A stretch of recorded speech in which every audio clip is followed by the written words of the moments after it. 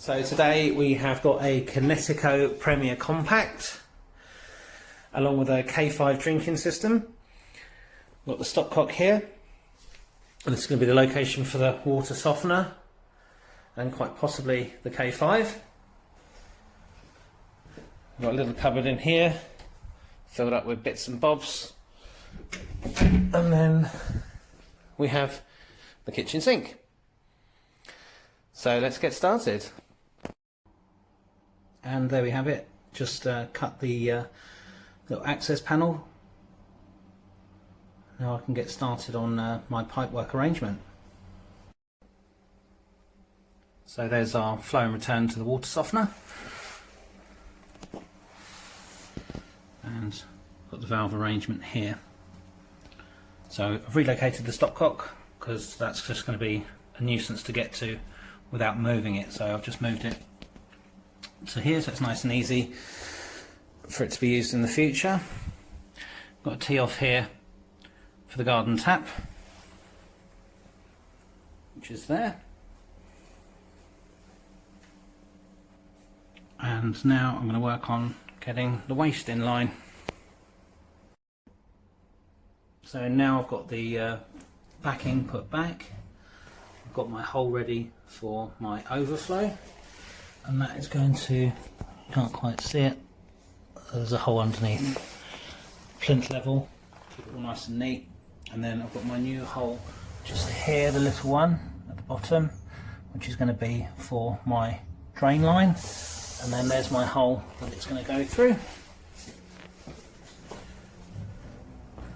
and it's going to go straight down into this drain. And then I've got my overflow, which is going to be poking out about here.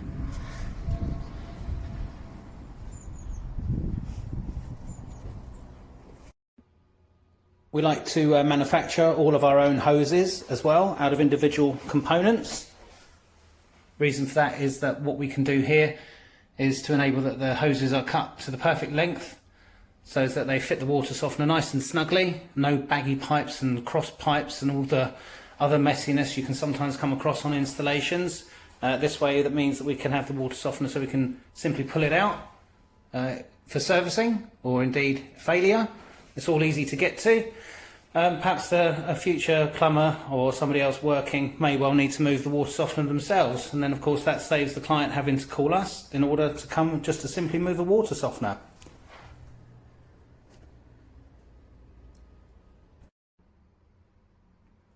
You can see now why it's helpful to be able to manufacture your own hoses. Managed to get them nice and neatly around the back of the softener.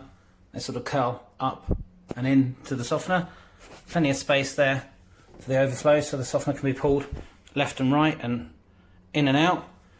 Marked up the hoses, so a little bit of extra support at the back. Keep the tension off of it over the years to come. So all in all, yeah, I'm happy with that. Customers requested it at this angle to make it a bit easier to put the salt in, sort of future-proofing it for themselves. However, a lot of the time it tends to be tucked round the side more, with this front edge sort of just poking up through here. And then the idea is that you load the salt blocks more from a side angle here rather than head on, as we're looking to do here. Of course, with that just being a dead space with the kitchen units, things just end up getting trapped behind there anyway, so that way you sort of blocked it off, stop the things just getting lost and stuck down the back.